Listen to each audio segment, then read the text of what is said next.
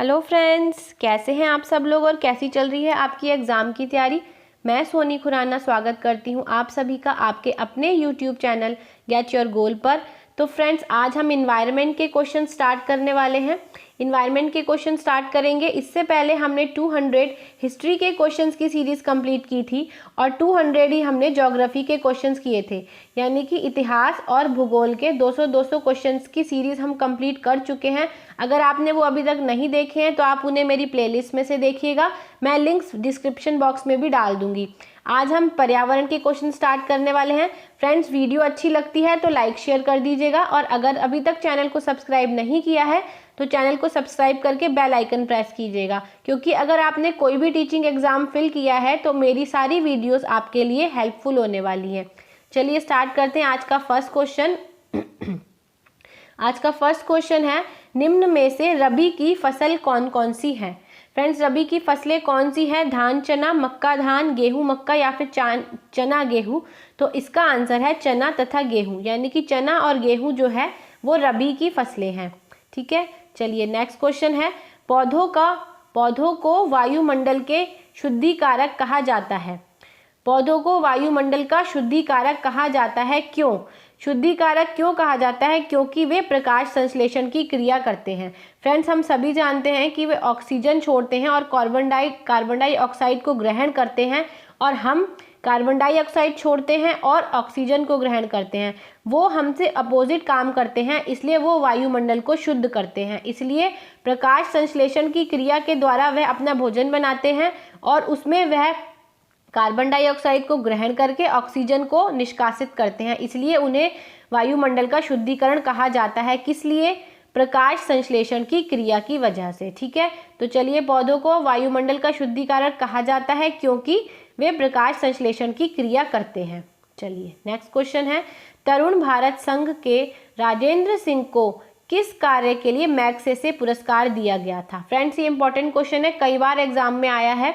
Exam में पूछा जाता है कि मैग्सेसे पुरस्कार जो है वो किसे मिला था। तो वो मिला था राजेंद्र सिंह को। और किस लिए मिला था?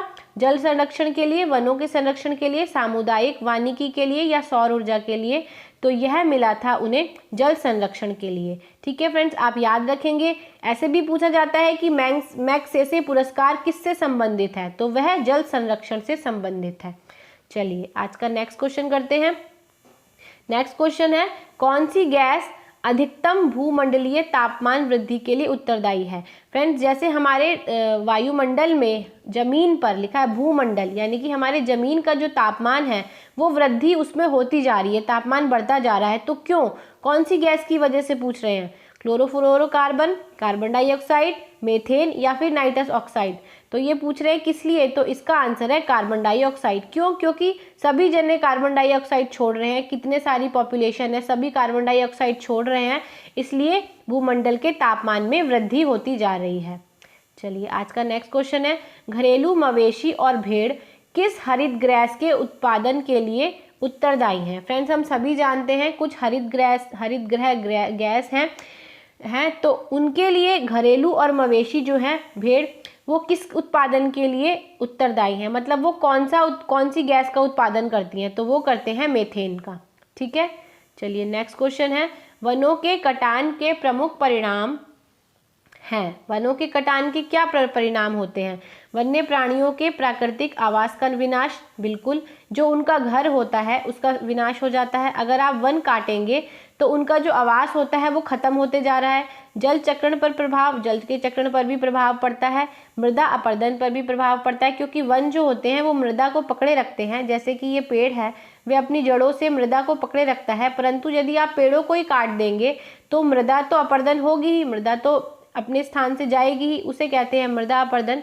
तो पूछ रहे हैं कि वनों के कटान के प्रमुख परिणाम क्या हैं, तो उपरोक्त सभी हैं। चलिए नेक्स्ट क्वेश्चन है, नदी मुहानों के लक्षण हैं। नदी मुहानों के क्या लक्षण होते हैं? ताजा एवं खारा जल, अधिक उत्पादकता, समृद्ध जैव विविधता। तो इसका आंसर है उपरोक्त सभी। ठीक है, जो नदियों के मुहाने होते हैं, नदियों के मुहाने वो जगह होती है जहाँ पर दो नदियाँ आकर मिलती हैं, जैसे इधर से आती नदी जहाँ मिलती हैं, उन जगहों को मुहाना कहते हैं। वो उसके लक्षण क्या होते हैं? समृद्ध जैव विविधता। देखिए अब इधर से भी इसमें बहुत सारे अधिकतर जानवर पाए जाएंगे, जो सी क्रिएचर होते हैं, सी प्राणी होते हैं, वो पाए जाएंगे। अधिक उत्पादकता होगी और ताज़ा एवं खारा जल होगा। ये नदी मुहानों के लक्षण हैं। चलिए नेक्स्ट क्वेश्चन है, खाद्य श्रृंखला द्वारा घातक रसायनों की निरंतर बढ़ती मात्रा कहलाती है। खाद्य श्रृंखला के द्वारा घातक रसायनों की मात्रा बढ़ती जा रही है, उसे हम क्या कहते हैं?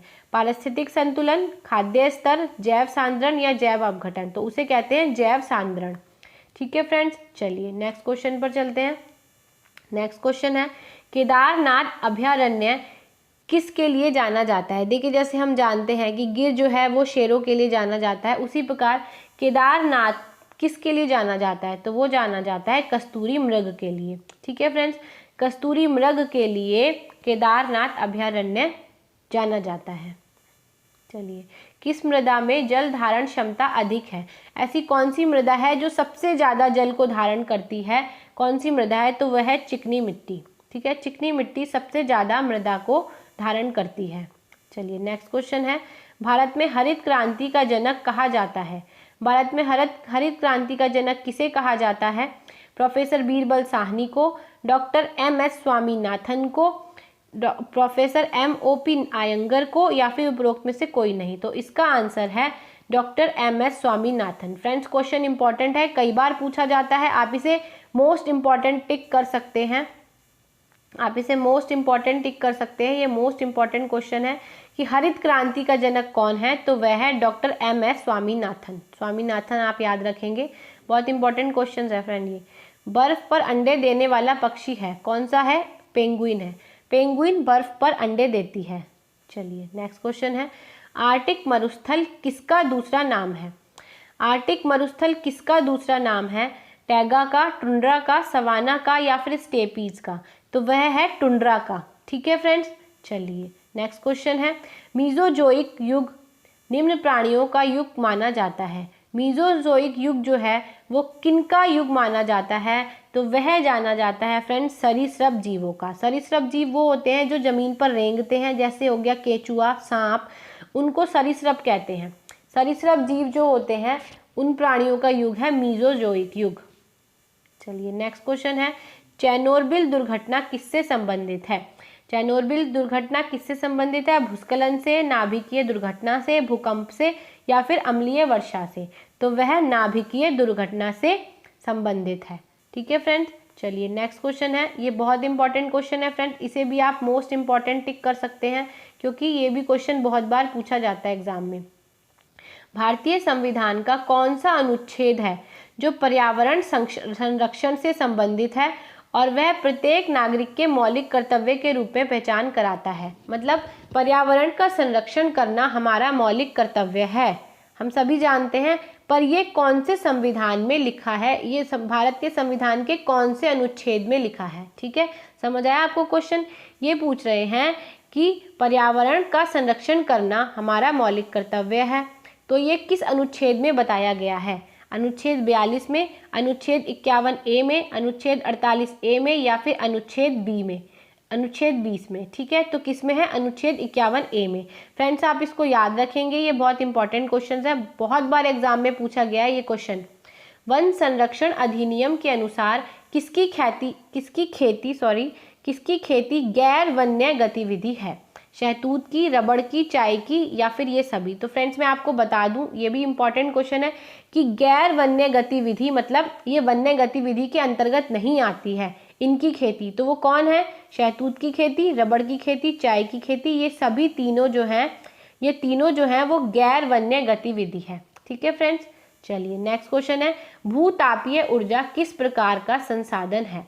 पारंपरिक नवीनीकृत, अपारंपरिक नवीनीकृत या अपारंपरिक अनवीनीकृत या फिर पारंपरिक अनवीनीकृत?